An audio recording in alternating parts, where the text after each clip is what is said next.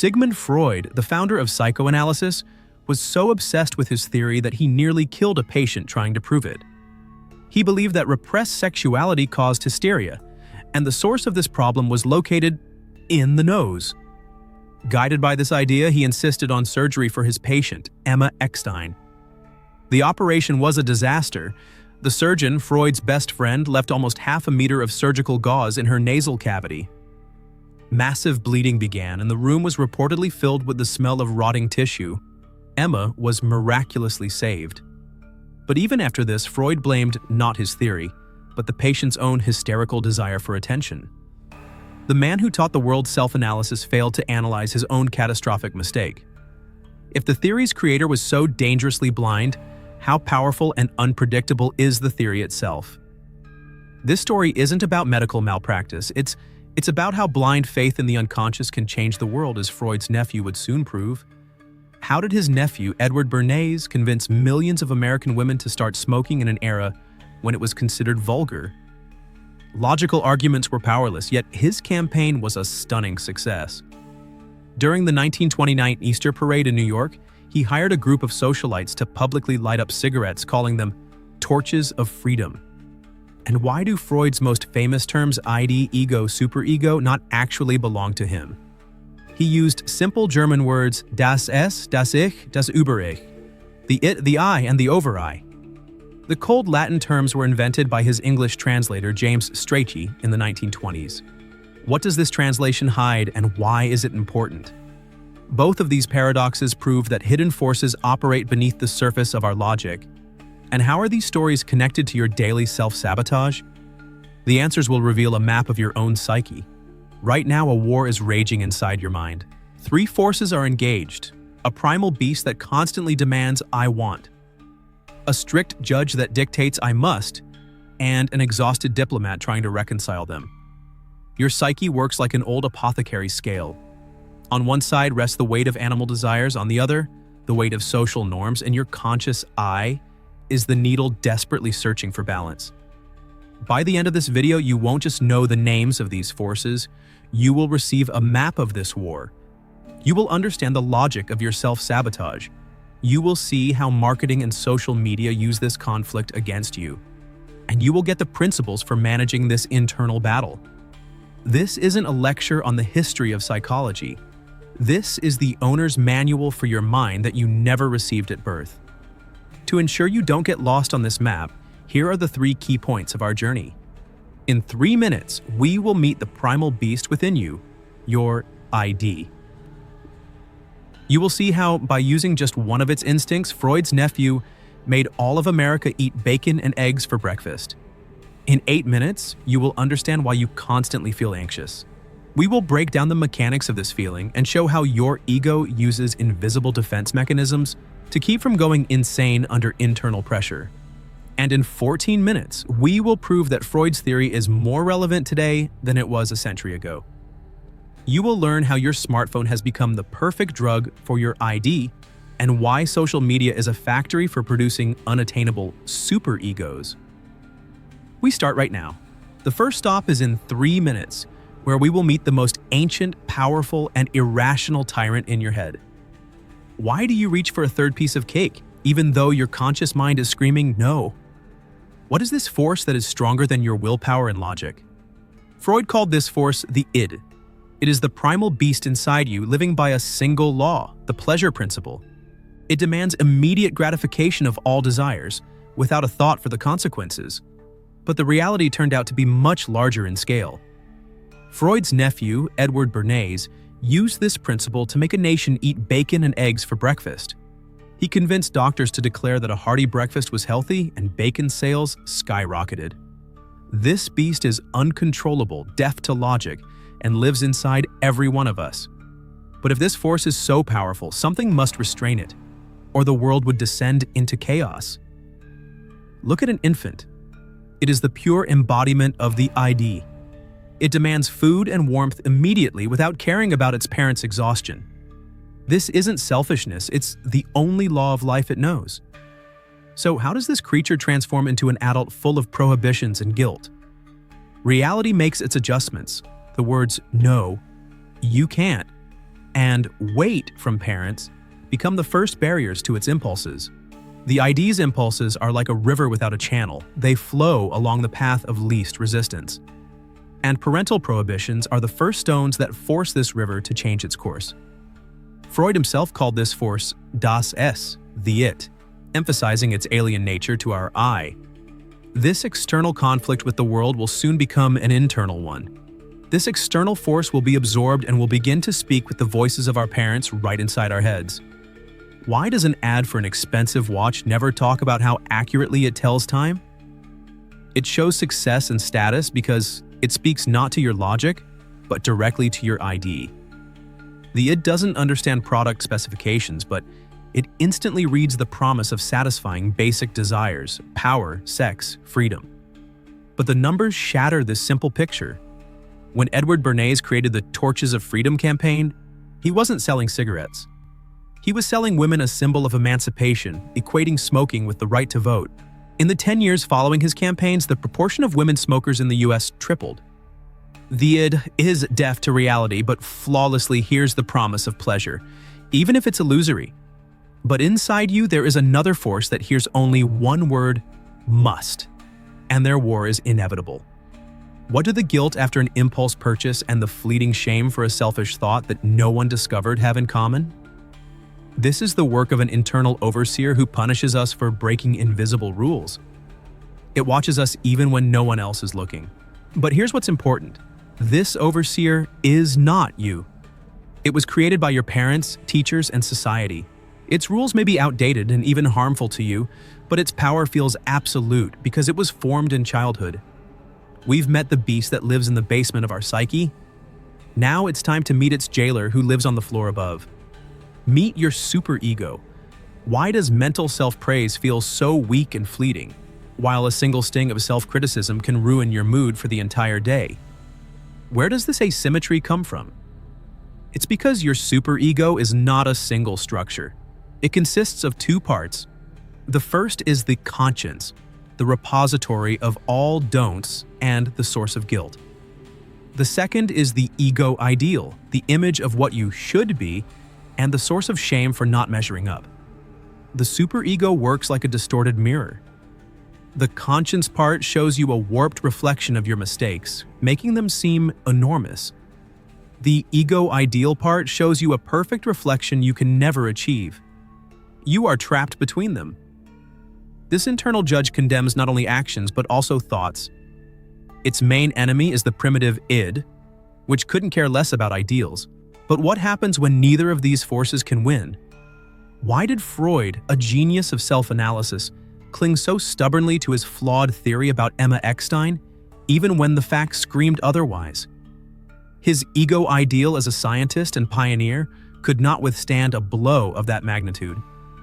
In his letters, Freud not only refused to admit guilt, but also suggested that Emma's bleeding was hysterical, caused by her own desires. But this isn't a unique trait of Freud, it's a universal mechanism. Millions of people continue to work at jobs they hate because their superego says a successful person must have a career. Millions stay in toxic relationships because their superego insists a good partner must endure. The superego often protects not us, but our ideal image of ourselves, even if the price is our real happiness. Think about the last time you defended being wrong. Were you defending the facts or your image as a smart person? But who will protect us from the tyranny of the superego itself? For that, we need a mediator. Think about the last time you felt guilty for not being productive enough. Now ask yourself, did you set this rule for yourself or did someone impose it on you? Most of our shoulds are just voices from the past recorded in our subconscious, parents, teachers, culture. Previously, these voices were limited to your environment. But the picture changes when Instagram appears. In the age of social media, our superego receives a 24/7 supply of fuel. We see perfect lives, bodies, and careers, and our internal ego ideal becomes not just high, but divinely unattainable. Studies show that just 30 minutes on social media a day can significantly increase the risk of depression and anxiety.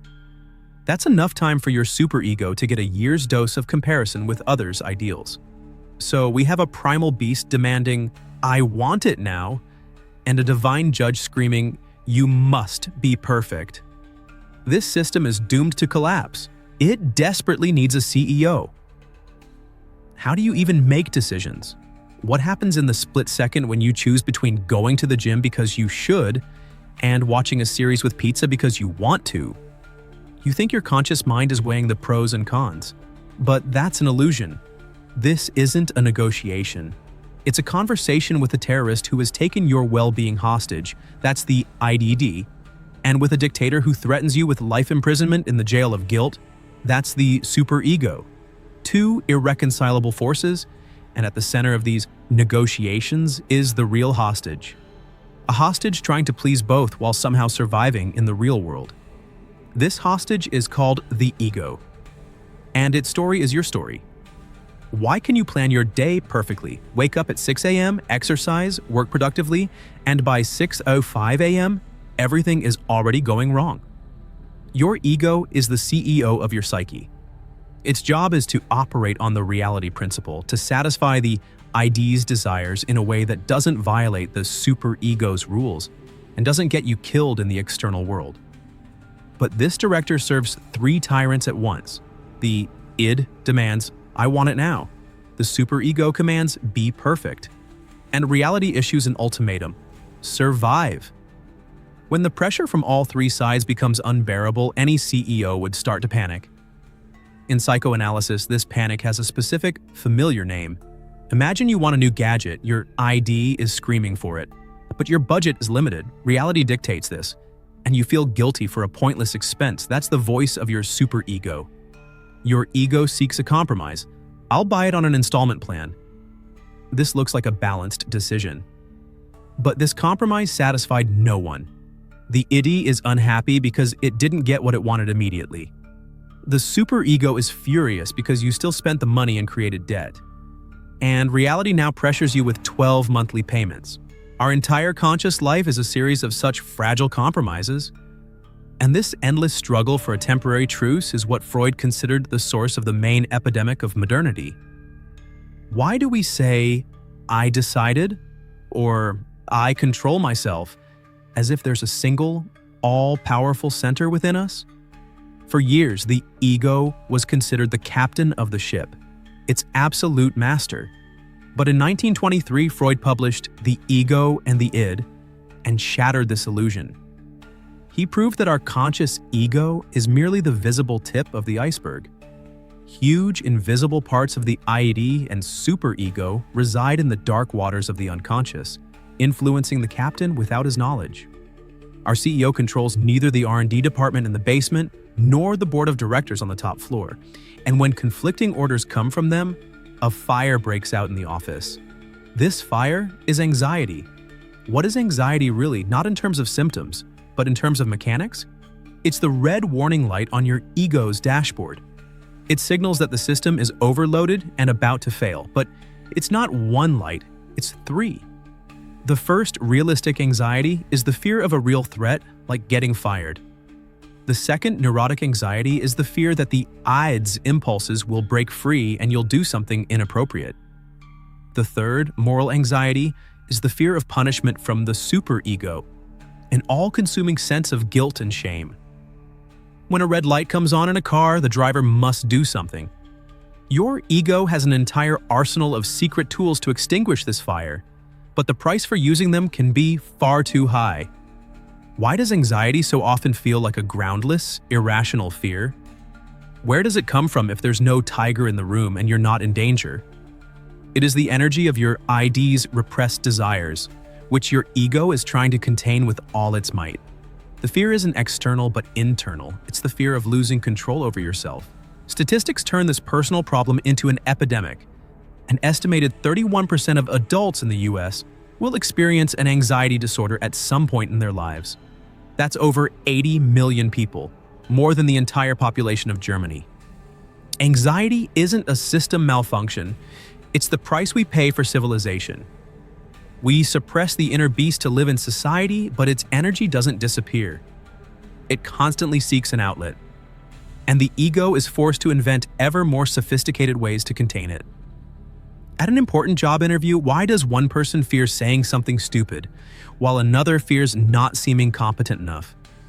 It's not just about the strength of your ego, but also the source of the threat. The person who fears saying something stupid is experiencing neurotic anxiety, the fear that the id's impulses will break through. The person who fears not living up to an ideal is experiencing moral anxiety, the fear of punishment from the superego. Neurotic anxiety is like being afraid of losing your balance and falling. Moral anxiety is like being afraid you're not good enough to even be on the tightrope. Perfectionists and people with imposter syndrome are more likely to suffer from moral anxiety. But even the strongest ego can't withstand constant pressure from two fronts. It needs tools. Unconscious, automatic tools like airbags in a car. A manager is yelled at by his boss. He wants to yell back. That's his ID, but he can't because he'd be fired. That's reality. What happens to this unexpressed aggression? The manager stands there, fists clenched in his pockets, feeling the blood rush to his face, but his voice remains steady.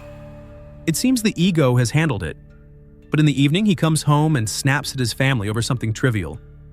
The aggressive energy didn't disappear. The ego simply found another, safer outlet for it. This trick is called displacement. It's just one of dozens of ways your ego deceives itself daily to survive. The next one we'll discuss makes you see in others the flaws you hate in yourself. Why do we sometimes deny obvious facts? Why do we blame others for our own mistakes? Why do we start acting like children under stress? These are not random glitches. This is the deliberate, automatic work of your psyche's security system, defense mechanisms. They activate without your awareness to protect the ego from unbearable anxiety. Their goal is not to solve the problem, but to reduce discomfort. These mechanisms distort reality. They are like painkillers that relieve the symptom but don't cure the disease. Now we will descend into the ego's engine room and examine the most popular of these invisible shields. Shields that, while protecting you, also cripple you. A smoker who lectures you on the dangers of nicotine and then lights up a minute later. This isn't a failure of will, it's a defense mechanism at work. His ego is using two shields at once. The first is denial. He ignores the personal threat as if it doesn't exist. The second is intellectualization. The knowledge about carcinogens is separated from emotions and turned into an abstract theory. He knows about the 100-degree heat outside but sits in an air-conditioned room and doesn't feel the burn. An alcoholic convinced he can quit at any time, or a person grieving a loss and discussing the biology of aging, are using the same shields. They protect from pain but make you blind. It's like a filter that removes wrinkles but creates a false image. And this brings us to the most insidious mechanism. When the problem is internal, the ego starts seeing its own flaws in others. Why are the people who shout loudest about morality often caught doing the very things they condemn? This is not a coincidence. It's the work of projection. The ego cannot admit to the superego that a shameful impulse from the id, like greed, exists. To reduce anxiety, the ego literally throws this impulse outward and begins to see it in others. It's not me who's greedy, it's them. A person who wants to cheat becomes pathologically jealous. An incompetent manager who fears their own inadequacy accuses subordinates of laziness. It's like throwing your trash over the fence into your neighbor's yard. Your yard is clean, but now you complain about your messy neighbor. Projection allows us to remain good in our own eyes, but it turns life into a witch hunt. But the repressed desires don't go away. They just find other, stranger ways out, like through accidental slips of the tongue. Why has the simple Freudian slip become a part of global culture? It's not just a funny mistake. From Freud's perspective, there are no accidents in the psyche. Any slip of the tongue, typo, or accidental forgetting of a name is a successful action of the unconscious. The ID uses a moment when the ego's control is weakened to sneak a piece of a repressed thought into the open. In 1900, Sigmund Freud published The Interpretation of Dreams, a book that asserted a revolutionary idea: the unconscious is not chaos, but a structured territory with its own laws. Slips were just one piece of evidence. They are daydreams, micro breakthroughs. Your ego is a guard who gets distracted for a second, and the imprisoned ID manages to shout a few words through the bars. Defense mechanisms work during the day, but at night, when the ego loosens its control, the unconscious puts on a real show. And that show is your dreams. Why are our dreams so absurd? We fly, talk to the dead, find ourselves naked at school. This isn't random neural noise. Dreams are coded messages from the ID. They can't be broadcast live because the censor, in the form of the superego, would immediately block them and wake you up with anxiety. So the ego acts as a cryptographer. It takes a true desire, like aggression towards your boss, and transforms it into a symbolic plot where you play chess with him using giant pieces. For Freud, dreams were the royal road to the unconscious, his primary tool of analysis. He identified two layers: the manifest content, what you remember, and the latent content, what it means. Dreams are a brilliant compromise, allowing the ID to get what it wants in fantasy, while you get to sleep peacefully. Slips, dreams, jokes, all are cracks in the dam. But what happens when this century-old theory is confronted with the modern world? Will it stand the test of the digital age? A century ago, this theory seemed radical. Today, it seems outdated. But what if our digital world hasn't invalidated Freud, but instead has built the perfect laboratory for his theory? We have created a paradise for our ID, instant food delivery, endless entertainment feeds, dating apps promising love with a single swipe. The pleasure principle has never been so accessible. But at the same time, we've created a hell for our superego. The Instagram feed is a conveyor belt producing unattainable ideals, perfect bodies, perfect careers, perfect relationships. The gap between what we want immediately and what we feel we should be has never been so vast. Freud described neurosis as a personal tragedy.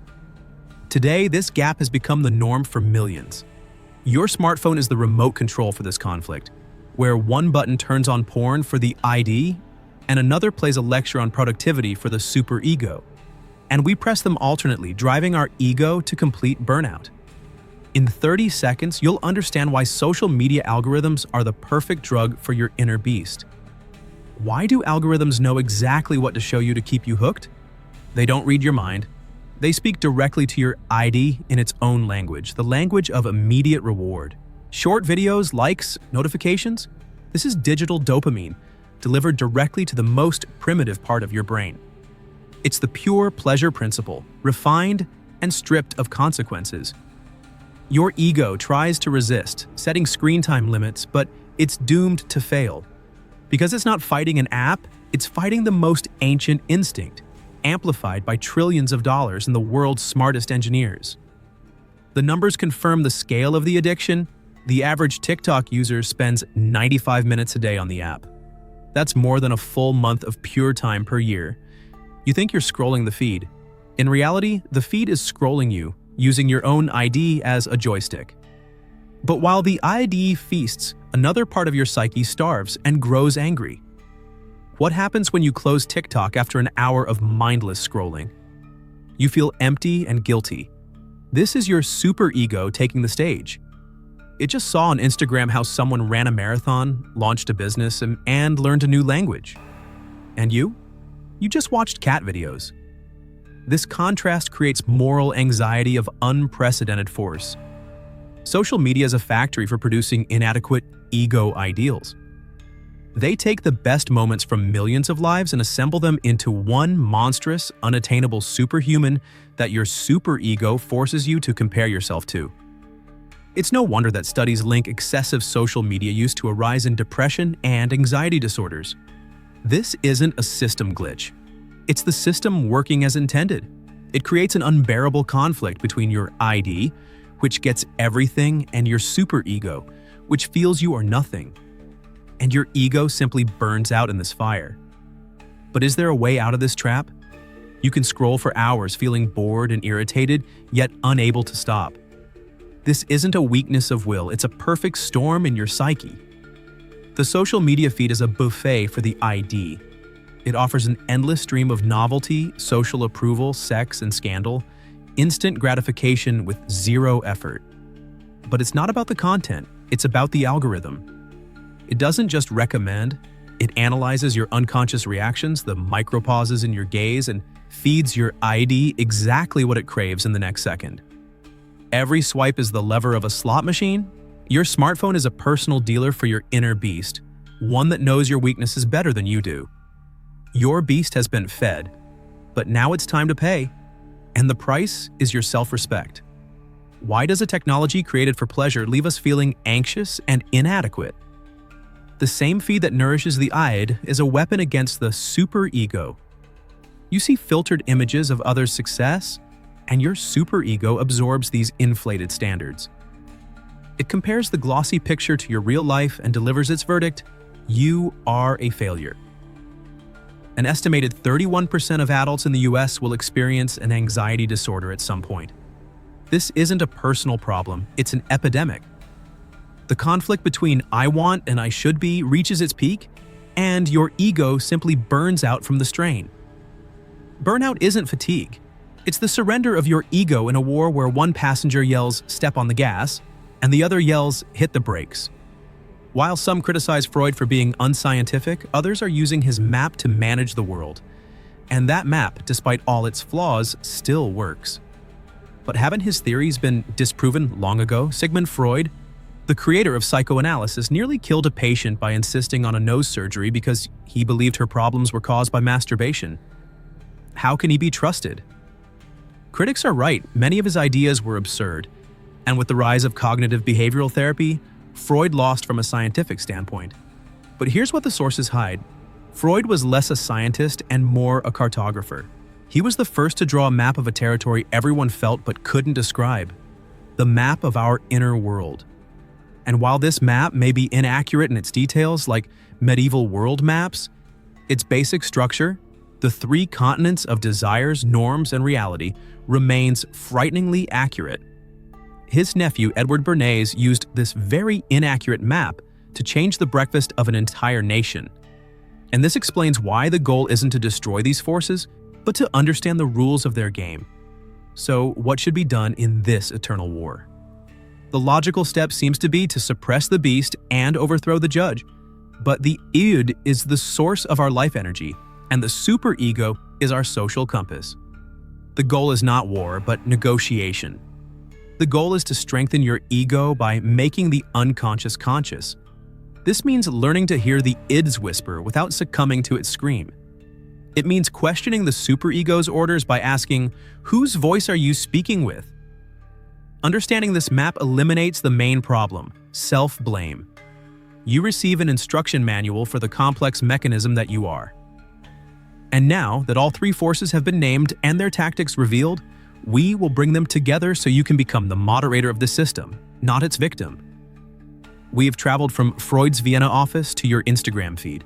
We've disassembled your psyche into three parts. Now let's put this map together. The id is the primal engine, the source of all energy operating on the I want it now principle. The superego is the internal judge, a collection of all the shoulds and should nots absorbed from society. And your ego is the CEO, seeking a compromise between them and reality. To put it simply, the id is the engine, the superego is the brakes, and your ego is the driver trying to keep the car on the road. But what happens when this system fails and a compromise is impossible? This conflict is not the exception, it's the norm. When the demands of the id and superego become too contradictory, the ego experiences a danger signal, anxiety. This is the main indicator of internal tension. To cope with it, the ego immediately activates defense mechanisms, denial, projection, intellectualization. They distort reality to reduce pain in the moment but have long-term consequences. But the repressed energy doesn't just disappear. It seeks detours and breaks through in dreams, slips of the tongue, and jokes. This is a continuous four-link chain: conflict, anxiety, defense, and leakage.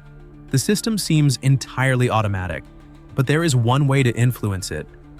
Your self-sabotage, procrastination, and irrational actions are not signs of your weakness. They are the predictable result of the conflict between powerful internal forces. Understanding this is the first step to stop blaming yourself. You can become an observer, not just a participant, in your internal drama. By observing your defense mechanisms, you can understand what pain you are protecting yourself from. By analyzing your slips of the tongue, you can guess what your id wants. The goal is not to become perfect, but to become more whole. To accept your inner beast without letting it control you. To question your inner judge without falling into anarchy. Freud himself formulated the ultimate goal of this work. Wo es war, soll ich werden. Where it was, there ego shall be. This is the formula for transforming chaos into consciousness. Now, after everything you've learned, the main question is for you. In your opinion, who is the bigger enemy of your personal happiness and success, your primal impulsive ID, or your repressive critical superego? Choosing the beast means you believe the main problem is your impulses, laziness, and craving for instant gratification.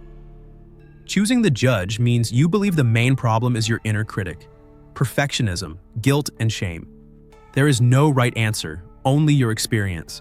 Write just one word in the comments, beast or judge. Let's see which one is more common among us and whose tyranny is felt more strongly in the 21st century.